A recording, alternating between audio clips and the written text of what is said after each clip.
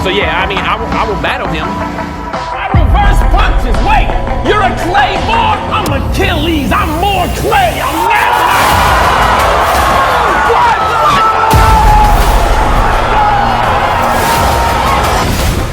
Step back from the throne. You less than poppin' second option. I ain't asked for you, Holmes. My other op can't travel. He ain't asked to be home. He got a C3POs. Now it's Attack of the Clones. What? What? He gonna fucking die!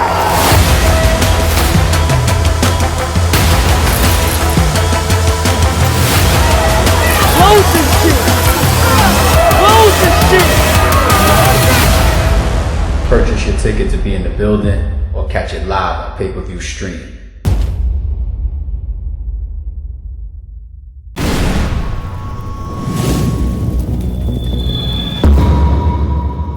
Ye continues to be in the headlines. Very controversial moment right now for this man in his career, for what he represents, for what he stands for. He's got a lot going on. Situations at a family base with his children. I believe I saw headlines that Balenciaga just dropped him. He wore the White Lives Matter t-shirt recently. He made these wild George Floyd statements on Drink Champs recently. That whole interview had a lot of anti-Semitic references in it, whether you're with him or you're against him, whether you are backing him or you're not, whether you believe some of the stuff that he's attempting to tackle, or whether you feel like, man, Ye is just being Ye, he's wilding out, he's actually doing more harm than he is good. Whatever side of the fence you stand on. And we could talk about Nore real quick before I get into my main point of this topic. Do y'all feel like he should or he shouldn't have backtracked with that interview and his apology, and then the interview eventually coming down? Let me say this. First and foremost, when everybody say, yo, Nore took the interview down, Nore took the interview down, I seen Wack coming at Nore like, yo, you should have stood on it and this and that. I don't know the whole business structure over there, but I'm just going to take a guess. Nore is not the full decision maker when it comes to a video being put up or being taken down. Is he the lead face? Does he maybe own the brand and the name Drink Champs that he created or whatever? I believe so. But the whole backing of Revolt and the people that are attached to the show, why do people speak as if it's all Nore? As if, for example, like it's me here on the RBE channel. Like nobody can tell me to put up a video or to take a video down, what to say, what not to say. There's no company that I'm affiliated with other than Rare Beat Entertainment, the company that I own. There's no Revolt above me. There's no other owners or stockholders or people that are invested in Rare Beat Entertainment with that decision-making power higher than myself. Why do people speak as if Nore makes those full decisions on his own? He doesn't. Does he own Revolt? Like I don't get that part. Here's the second point that I want to make about Nore. I want to stand in the middle on it, because I feel like it's real easy to say, yo, Nore, you should have stood on that. You should have stood on that. And I get it. I get that point. You called him up there. Maybe it was for the views. Maybe it's because you knew the moment that he was in. Or maybe genuinely you wanted to give your friend a platform to speak on because he's getting kind of blackballed from all these other media outlets and platforms to speak on. Whatever the case may be, as far as Nore's intentions of getting Kanye up there, or Revolt's intentions of getting Kanye up there. On one side of the fence, I think it's easy to see and believe that Nore does fuck with Kanye. Nore is supportive of Kanye. But there's always going to be a limit. There has to be a limit. There's a limit in everything in life. I remember I did a blog one time talking about a person's principles or morals. How much money can I pay you to change your sexuality? Some people will say, you could put $1 trillion on the table and I won't do it. There's limits. There's limits.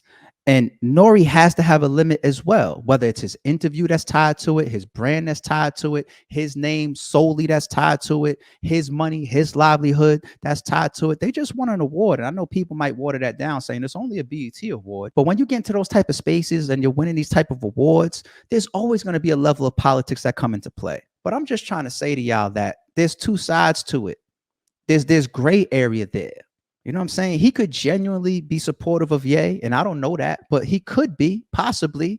But at the same time, there still has to be limits. Like, we can't do that on my platform, or you can't put me in that position where it could affect my children or me or my brand going forward. We can't do that, Kanye. Maybe middle grounds there would have been to edit that type of stuff, but maybe they didn't even think that it was going to have that type of blowback on them. And maybe they felt like, all right, you saying these things, I'm in the interview trying to give a little bit of pushback at times and trying to have a little bit of separation.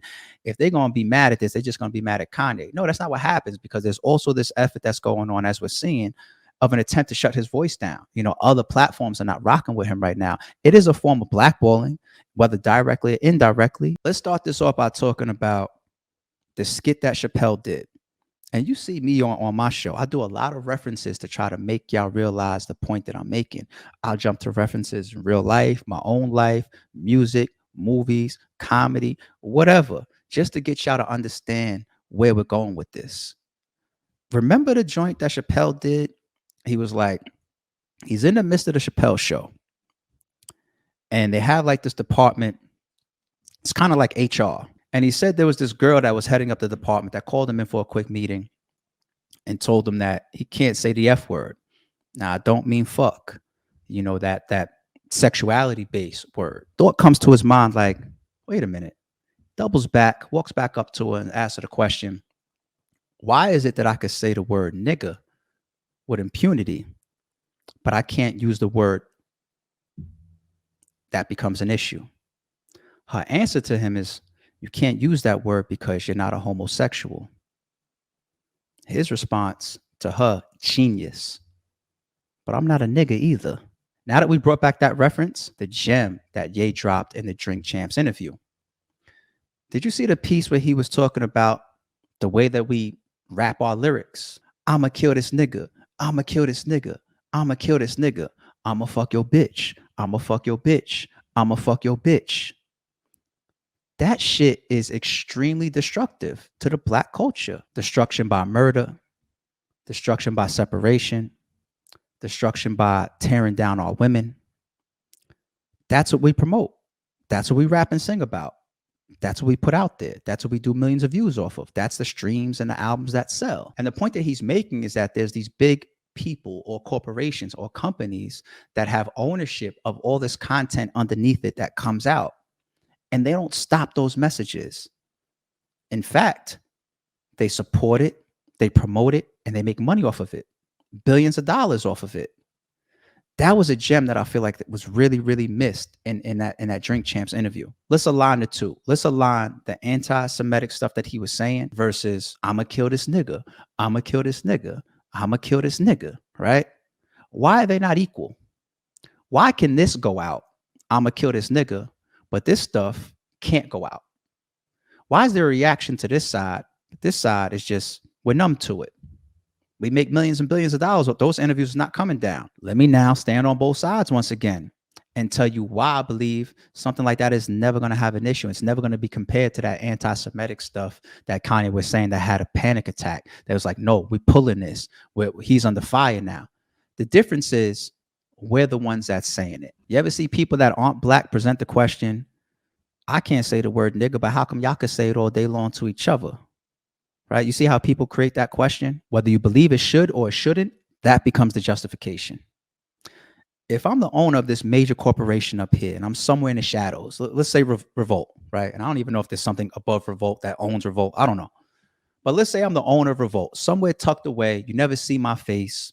I'm some billionaire that could sit next to you on a train and you wouldn't even recognize me. You wouldn't know me from a hole in the wall, right? Underneath me, you got all these different layers, right? Somewhere underneath Revolt, for example, you have Drink Champs. Let's say the interview down here at the bottom is talking about all this destruction towards Black culture. And me at the top, let's say I'm a white guy that owns this whole thing. If the person that's interviewing is Black and they're talking about Black destruction, they're promoting it, even though I'm not of your culture and I'm letting this content go out. One of the reasons that I think Kanye is under fire and that he missed in the grand scheme of things, why he's going to be attacked for something like that, because the Black culture is what's promoting the Black destruction. I think that's a great point that he was making. That's definitely a gem that he was dropping right there. But unfortunately, there's an escape route to it. And obviously, that's one of the main reasons why he caught all this backlash.